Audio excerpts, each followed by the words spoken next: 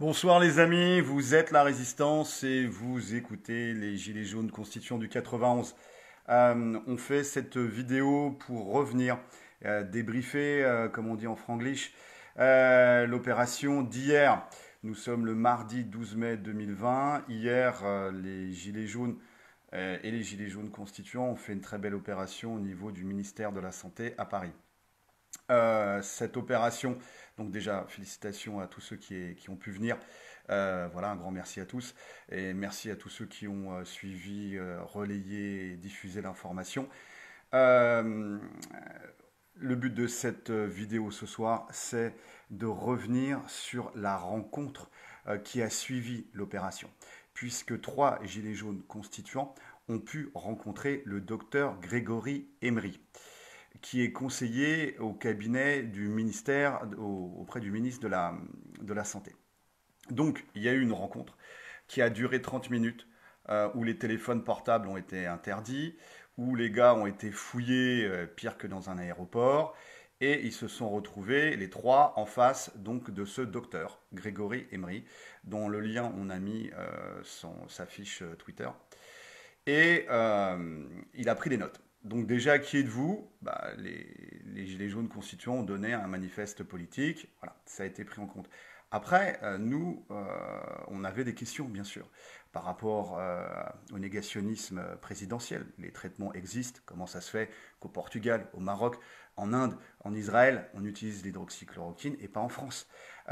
Comment ça se fait que les masques? Comment ça se fait que les gels? Comment ça se fait que les équipements de santé, de protection pour les personnels de santé? Comment ça se fait que le Rivotril? Comment ça se fait qu'on a 1300 fois plus de morts de létalité en France qu'à Taïwan?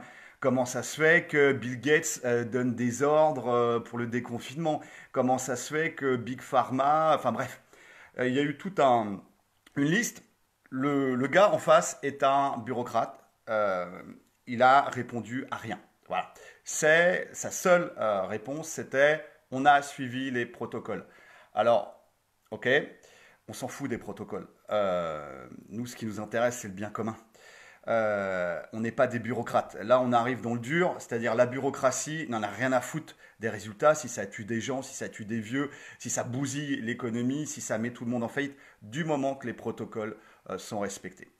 Donc, finalement, donc pas vraiment intéressant cet entretien, sauf que le docteur Grégory Emery a lâché une information, deux informations en fait.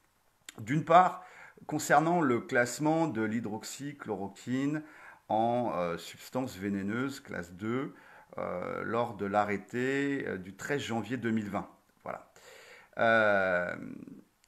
Et sur le début des protocoles de test avec l'hydroxychloroquine. Alors, il nous a dit début mars, les débuts des tests, des protocoles de test avec l'hydroxychloroquine contre le Covid-19. Bon. Mais surtout, il nous a lâché l'info. Alors, il devait être un petit peu fatigué. Il nous a lâché l'info comme quoi ce classement de l'hydroxychloroquine le 13 janvier en substance vénéneuse, classe 2, c'était dû au fait qu'ils anticipaient une très forte demande, une pression très forte, une demande très forte pour l'hydroxychloroquine. Donc, ils voulaient permettre la continuité des traitements actuels qui utilisent l'hydroxychloroquine, comme sur des problèmes de rhumatisme ou de lupus, etc.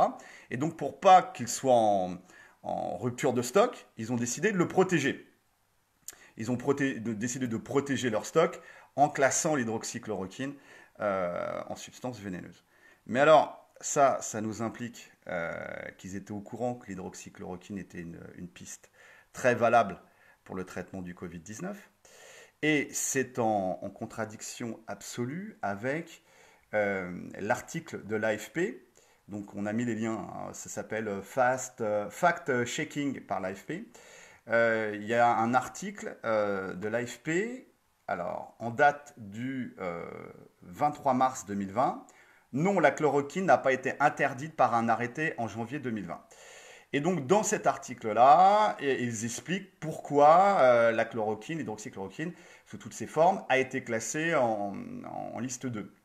Alors, ils expliquent en fait que ils ont interrogé Alors je vous le cite, interrogé par l'AFP le 23 mars 2020, la Direction générale de la santé, DGS, explique que la chloroquine et plus particulièrement l'hydroxychloroquine peuvent donner de nombreux effets indésirables, graves, etc. Et donc c'est pour ça qu'ils l'auraient classé. Donc finalement, on a la preuve du mensonge du ministère, puisque d'une part, ils disent à l'AFP le 23 mars, on a classé l'hydroxychloroquine parce qu'il y a des effets indésirables, alors qu'on a un conseiller du ministre qui nous dit on l'a classé parce qu'on savait qu'il y allait avoir une très forte demande sur l'hydroxychloroquine pour soigner le Covid-19 et qu'ils allaient être en rupture de stock parce que les gars n'avaient rien prévu et que les mecs c'est des bras cassés qui sont juste bons à suivre des protocoles quand tout roule, mais dès qu'on est en situation exceptionnelle, voilà, il n'y a plus personne. Donc là, les 3 gilets jaunes constituants qui étaient là sont prêts à témoigner devant un tribunal, tribunal révolutionnaire ou autre, ils sont prêts à témoigner. Voilà, donc c'était simplement pour vous faire le retour en toute transparence de cet entretien qui a eu lieu après l'opération qui était à l'extérieur et à l'intérieur, puisqu'il y a une partie des Gilets jaunes qui ont réussi à rentrer par l'entrée de service au niveau du ministère de la Santé. Voilà les amis, force et honneur, on ne lâche rien. Vous êtes la résistance et montez des équipes.